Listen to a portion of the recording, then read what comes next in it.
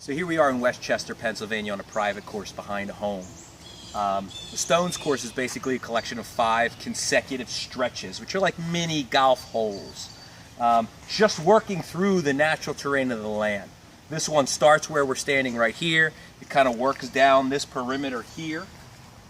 It works up into this area over here where we have these logs.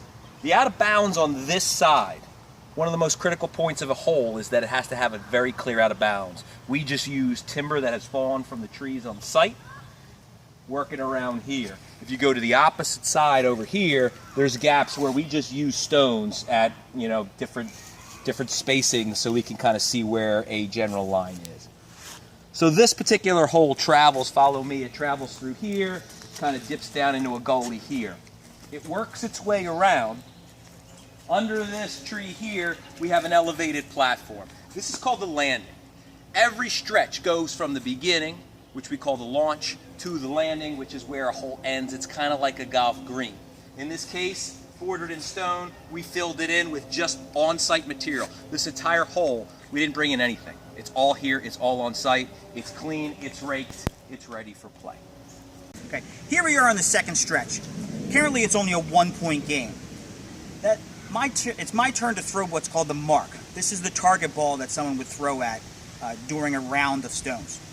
So since it's a 1-point game, I really have a choice of throwing it anywhere from 3 feet to the end of the current stretch, which is a landing. I'm comfortable with throwing up into this section, so I'm going to go ahead and do that and keep this mark in play. Now that I have the mark in play, I have to establish one of my stones. What that means is I have to keep one of my stones in play and try and get as close to the mark as possible.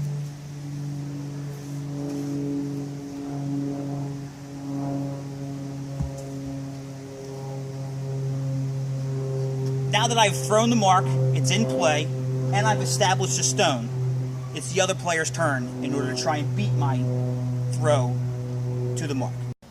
With the white ball in play now established as the closest ball, my job is to throw, or my team's job is to throw until we get a red ball closer than the white one that's there.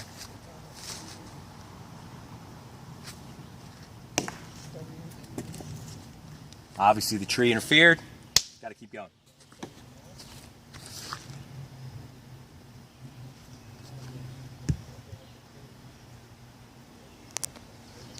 So we continued that trend, alternating shots to see who was closer to the mark.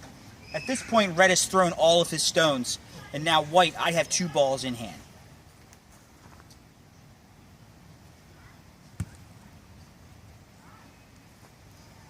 As you can see, I'm currently sitting with 2 stones closer to the mark. But this red stone right here is closer than my white ball. With 1 stone in hand, I'm going to attempt to knock this out of the way and have all 4 of my balls land closest to the mark, scoring a 6 points.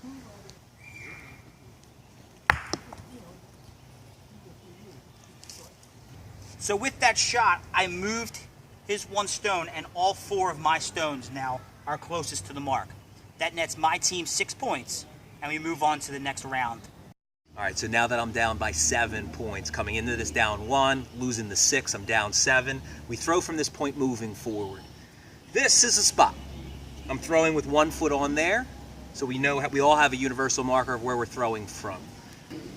I can now throw as far on the stretch as I want to now that it's my turn. Being down as far as I am, 7 points, it's advantageous to throw short, to give my team and myself a chance to catch up. So here, I just have to progress forward on the course. I'm going real short. I really need an opportunity to come back. Keeping my front foot on the spot, I now have to establish a red ball in play as close as possible.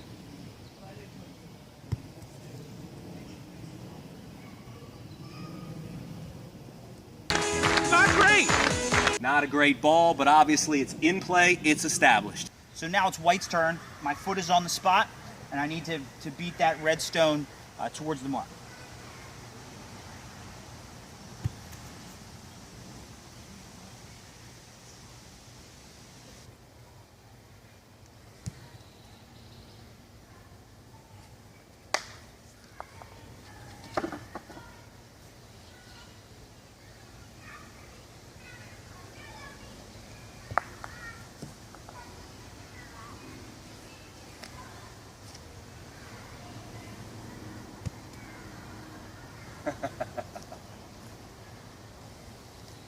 right, me.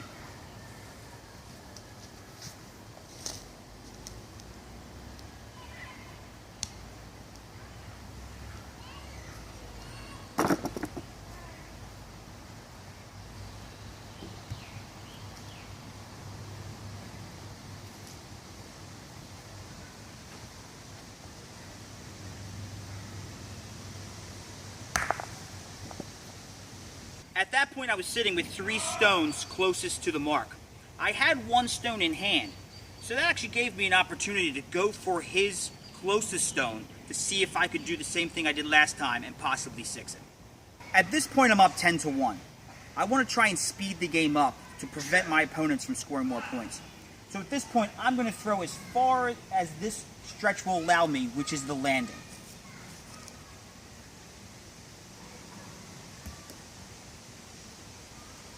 I have the mark established on the landing, so now I need to throw a stone to establish it.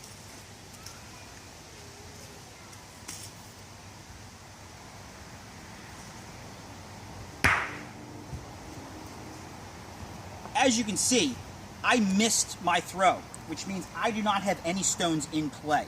So I have to continue to throw until I have something established.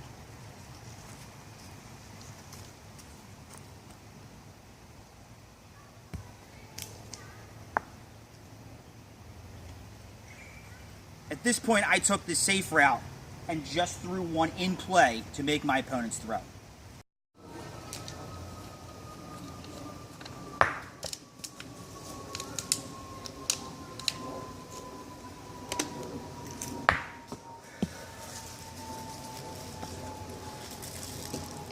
Lovely.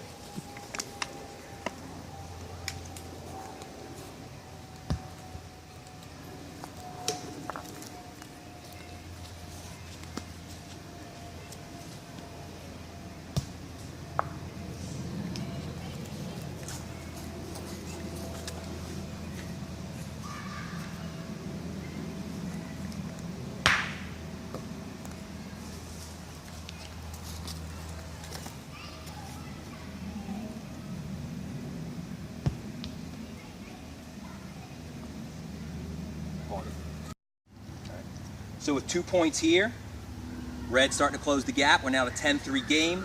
The landing has been played. Now that the mark is established on it at the end of a round, we now move on to the third stretch.